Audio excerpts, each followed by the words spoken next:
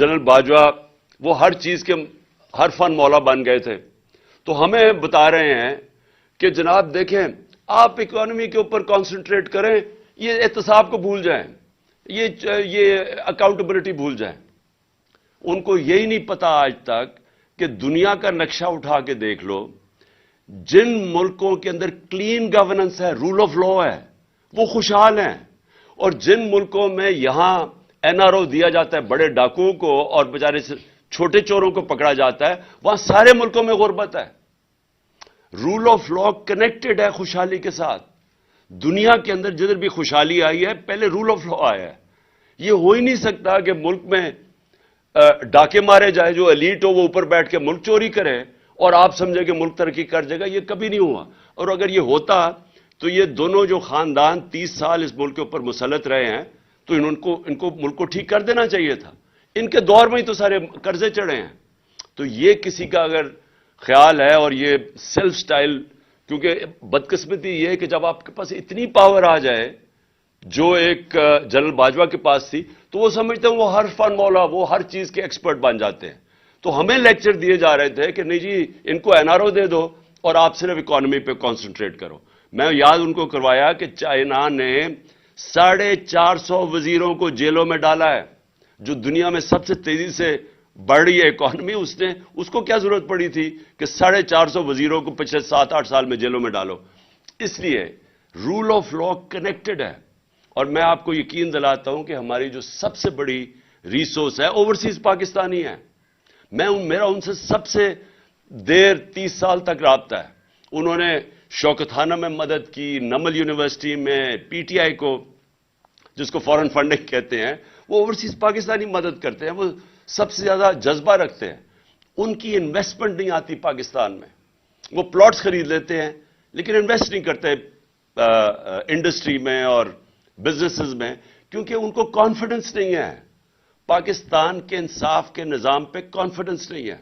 اور میں middle tier investors کی بات کر رہا ہوں, بڑے بڑے انویسٹرز نہیں. اور اگر ہمارے پاس 1 کروڑ میں سے میں کہتا ہوں 5 لاکھ پاکستانی بھی انویسٹ کرنا شروع کریں, آپ امیجن کریں کہ کتنی انفلو آگے ڈالرز کی ہمارے ملک میں. تو اس کے لیے کانٹریکٹ انفورسمنٹ چاہیے, اس کے لیے رول آف لا چاہیے, اس کے لیے ایک کانفیڈنس چاہیے ہمارے ملک کے انصاف کے نظام پہ.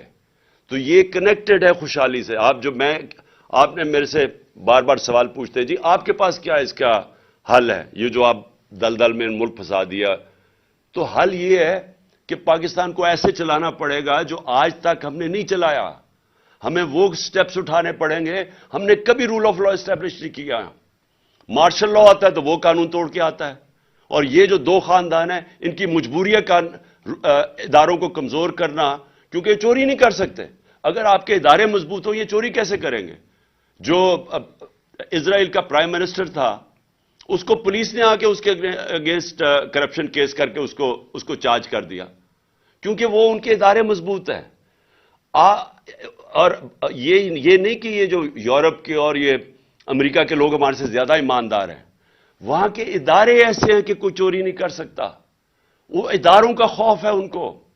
یہاں آتے ساتھ ہی سب سے پہلے تو ادارے ختم کیے. ہم نے اداروں کے اندر میرٹ لے کے آئے. انہوں نے آتے ساتھ ہی پہلے ایف آئی اے ختم کی, کیونکہ شہباز شریف کے کیسز تھے اربوں روپے کے, اس کو ختم کیا. اس کے اوپر آدمی, اور اس کا اب صرف کام ہے پولیٹیکل وکٹمائزیشن. پھر انہوں نے نیب ختم کی, اس کے ٹی ٹی کے کیس تھے اور ان سارے چوروں کے کیسز تھے. ساروں نے اپنے کیسز امینڈمنٹ نیب کر کے ختم کیے. اور انہوں نے وائٹ کالر کرائم پکڑنا ناممکن ہو گیا آج پاکستان میں. جو نیب امینڈمنٹس کیے ہیں آپ پکڑ ہی نہیں سکتے وائٹ کالر کرمنل. اور پبلک آفس ہولڈر, میں یہاں سے پیسہ چوری کر کے اپنے خاندان کے نام پہ رکھ دوں ایز پرائم منسٹر, مجھے کوئی نہیں پکڑ سکتا. میں پوچھ ہی نہیں سکتا کہ جی آپ کے بچے کس طرح اربوں پتی بن گئے ہیں, کیونکہ انہوں نے امینڈمنٹ پاس کر دی ہے. اوپر سے میں یہاں سے پیسہ چوری کر کے باہر بھیجوں, اور پتہ بھی چل جائے کہ میں نے باہر ایک, جس طرح اسحاق ڈار کے پورے دبئی کے اندر وہ ٹاورز ہیں $100 ملین کے, پتہ ہی نہیں چل سکتا. میں اگر کہوں کہ جی وہ دبئی سے انفارمیشن آ رہی ہے $100 ملین کے ٹاور ہیں, انہوں نے کہا جی باہر سے جو ایویڈنس آئے گی وہ ان ایڈمیسیبل ہے. سو یعنی کہ آپ نے لائسنس دے دیا بڑے چوروں کو. تو میں پھر سے کہتا ہوں role of law second step है, elections first, rule of law second step. तीसरा, ये जो शौकत ने बात की, रीस्ट्रक्चरिंग करनी पड़ेगी। ये जो बड़े बड़े हमारे गवर्नमेंट कॉर्पोरेशंस हैं, इनको रीस्ट्रक्चर करना पड़ेगा, क्योंकि ये इतना ज्यादा पैसा इस वक्त खा रहे हैं।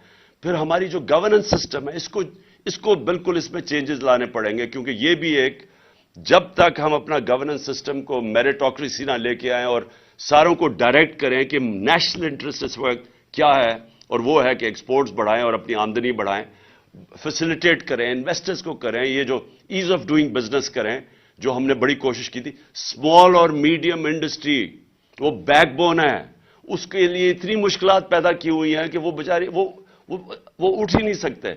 उनके लिए हमने सारी ये जो गिलोटीन किए थे, हमने जो रेगुलेशंस खत्म किए थे, उनके लिए आसानियां वो करते जा रहे थे। जब तक हम स्मॉल और मीडियम इंडस्ट्री को नहीं उठाते, और वो बैकबोन है एम्प्लॉयमेंट के लिए भी, और फिर सारी दुनिया के अंदर उधर से वेल्थ क्रिएशन जो करनी है वहां से, तो उसके लिए आसानियां पैदा करने के लिए ये वो स्टेप्स हैं। और फिर मैं पाकिस्तान का टूरिज्म पोटेंशियल है, वो हम बदकिस्मती से, वो फिर कोविड आ गया तो सारी दुनिया में टूरिज्म कोलैप्स कर गई।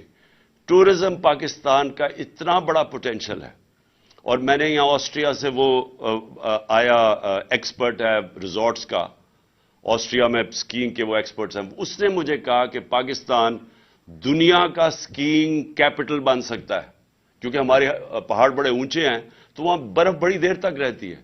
तो उसने मुझे, और पूरा प्लान बना रहे थे कैसे स्कीइंग रिजॉर्ट्स। तो यहां पाकिस्तान में हमारे पास टूरिज्म के अंदर इतना अनटैप्ड पोटेंशियल है, सारा हमारा जो समुंदर है उसके साथ साथ जबरदस्त पोटेंशियल बना हुआ है। सो टूरिज्म के ऊपर, क्योंकि वहां से डॉलर्स आएंगे बाहर से, और मैं बात कर रहा हूं कि मिडल ईस्ट से, जो मिडल ईस्ट है वो लोग मुसलमान मुल्कों में जाना चाहेंगे टूरिज्म के लिए। इस वक्त वो जाते हैं अजरबैजान, लेकिन जो पाकिस्तान है उसमें बहुत मिडल ईस्ट के लिए बड़ी अट्रैक्टिव पहाड़ ऐसे हैं जो बड़ा इंटरेस्ट तो हम कर सकते हैं। तो टूरिज्म के ऊपर स्पेशल जोन बनाने पड़ेंगे, टूरिज्म जोन्स, और यहां से हम बहुत ज्यादा डॉलर इनकम अपनी बढ़ा सकते हैं। लेकिन फिर, और ये जो हमारे स्पेशल इकोनॉमिक जोन्स हैं जिसके अंदर हम इंडस्ट्री की रीलोकेशन करवा सकते हैं चाइना से। सो ये फ्यूचर के मैं आपको प्लान्स बना रहा हूं। लेकिन इस सबसे आखिर में दो चीजें, इलेक्शंस और रूल ऑफ लॉ, ये दो चीजों के बगैर जिधर आज अल्लाह ने पाकिस्तान को खड़ा कर दिया है, इसके बगैर पाकिस्तान को कोई नहीं इस मुश्किल वक्त से निकाल सकता। ये जो इनकी अब कोशिश है, इनकम हमारी गिरती जा रही है, बेरोजगारी बढ़ती जा रही है, वेल्थ क्रिएशन हो नहीं रही, कर्जे बढ़ते जा रहे हैं, जो सारा पावर सेक्टर के कॉन्ट्रैक्ट्स इन्होंने साइन किए हुए हैं वो कैपेसिटी पेमेंट्स देनी पड़ रही हैं। पैसा है नहीं बिजली इस्तेमाल करने के लिए, पैसा है नहीं कि हम बाहर से जो इंपोर्टेड फ्यूल के ऊपर ये पावर स्टेशन चलाना है वो हम चला नहीं सकते। तो एक तरफ लोड शेडिंग हो रही है, दूसरी तरफ कैपेसिटी पेमेंट्स दे रहे हैं, क्योंकि हमारे पास पैसा ही नहीं है इंपोर्टेड फ्यूल के लिए। सो पाकिस्तान जिधर आज इन्होंने फंसाया हुआ है, उसके लिए बड़े चेंजेस करने पड़ेंगे। जिस तरह हमने अपनी गवर्नमेंट चलानी है, लेकिन वो शुरू होगा फ्री एंड फेयर इलेक्शन से, और पाकिस्तान में रूल ऑफ लॉ एस्टैब्लिश करना अब नागुज़री हो चुका है। उसके बगैर हम इस मुल्क को अब एक आज़ाद, खुद मुख्तार, सॉवरन, एक गैरतमंद कौम हम अब नहीं रह सकते। हमें अगर यही तरीका है कि जी भाग के जाके पैसे मांगो किसी से, कभी किसी से पैसे मांग रहे हैं, अपनी इज्जत खो रहे हैं, इस तरह पाकिस्तान सर्वाइव नहीं कर सकता। वो इसहाक डार, वो बड़ा, उसके सारे केसेस माफ किए, सारे करप्शन के केसेस उसके धोए, उसको ड्राई क्लीन किया, फिर NRO 2 दे के यहां बुलाया, तो वो भी सारी दुनिया को पता चल गया कि वो कितने पानी में है। इसलिए जैसे ही आपके इलेक्शंस और मैंडेट आएगा, वो फिर पहला स्टेप होगा।